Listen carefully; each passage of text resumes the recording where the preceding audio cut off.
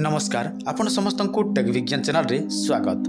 बंधुगण आज मु आपन को गोटे चमत्कार वशीकरण मंत्र विषय कहवाई जाऊँगी जोटा कि विमल नामक जड़े व्यक्ति मते आज सकाले सेंड करथिले। देखंतु आपण माने जदि कोनसी तंत्रशास्त्र करने चाहती ताहले आपण माने उचित परामर्श नहीं कि करिवे ताहले आपण माने आजिकालीर तंत्रशास्त्र मंत्र तंत्र को मध्य व्यवहार कले सुफल मिलिबो, किंतु आपण माने निज आइडिया से सब करने चाहिए करि परिबे नाही। काहेकि ना जे कोनसी मंत्र तंत्र जंत्र प्रयोग पाई गोटे गुरुंक मार्गदर्शन आवश्यक पड़ी थाए। कहीं जेकोसी तंत्रशास्त्र सब सर्टकट लेखा होता है, तेणु आपण मैंने से सब बुझी पारे ना। बर्तमान आपण मैंने देखु यहाँ स्क्रीन रे कौन लिखाई आपण मैंने बुझीपार कि बर्तमान मु आपण मानक पढ़ी शुणाऊँगी। सर्वजन वश्य मंत्र ओम वश्यमुखी राजमुखी स्वाहा सकालू उठी पानी ढाल धरी यही मंत्र को 21 दिन पर्यंत दिन को 7 थर हिसाब रे जहाँ नाम धरी पढ़िब ओ 7 थर मुह धोइब से लोक निश्चय वश्यता स्वीकार करिब। ता छड़ा समस्ते भी वश्यता स्वीकार करेंगे। एवं आपण मैंने भावुथिबे जे है गोटे ढाल पानी आणबू यही मंत्र रे मंत्रित करके मुह धोई देबू ताहले से व्यक्ति जनक वशीकरण हो। अरे भाई सेमिति होए नाही। जदि एमिति इजी रे होंता ताहले समस्ते समस्त को वशीकरण करि पारंते।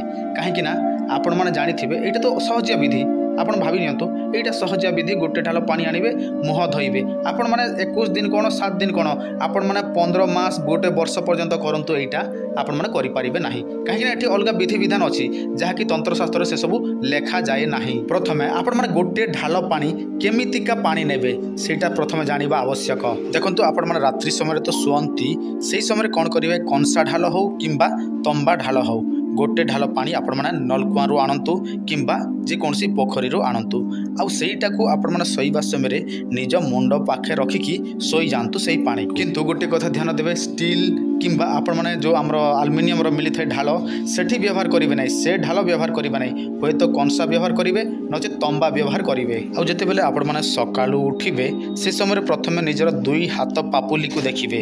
अन्य कोनोसी जिनिस को फास्ट देखिबे नाही। दुई हाथ पापुली को देखिबे तापर सेही पानी ढाल नेबे एवं पदा को चली जिबे। तापर आपण माने एही मंत्र प्रयोग करिवे एवं निज मुह को धोइबे। आउ धोइबा समय रे किंबा धोइबा पूर्व आपण माने कोन करिवे सेही व्यक्तिर ना नेबे जहाकू कि आपण माने वशीकरण करिया पई चाहंती। वर्तमान आपण माने भाबुथिबे एही मंत्र सिद्धि करिवा को पड़िबो कि नाही। देखंतु एही मंत्र को सिद्धि करिवा को पड़ी न थाए।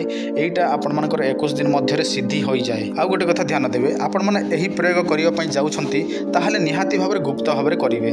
देखंतु जेउ समय ब्रह्म मुहूर्त थिबो सेही समय उठिबे ताहाले आपण माने केही मध्य देखि पारिबे नाही। तापर जदि आपण माने उठिबे प्रयोग करिवे समस्त देखिबे आउ जे कोनसी मंत्र जदि प्रयोग करूछंती ताहाले आपण माने जानिबा उचित जे कोनसी लोक देखुछंती जानि जाउछंती ताहाले आपण माने से सब होए नाही। ए सब गुप्त विद्या, तेणु आपण माने गुप्त भाबरे ही करिवे।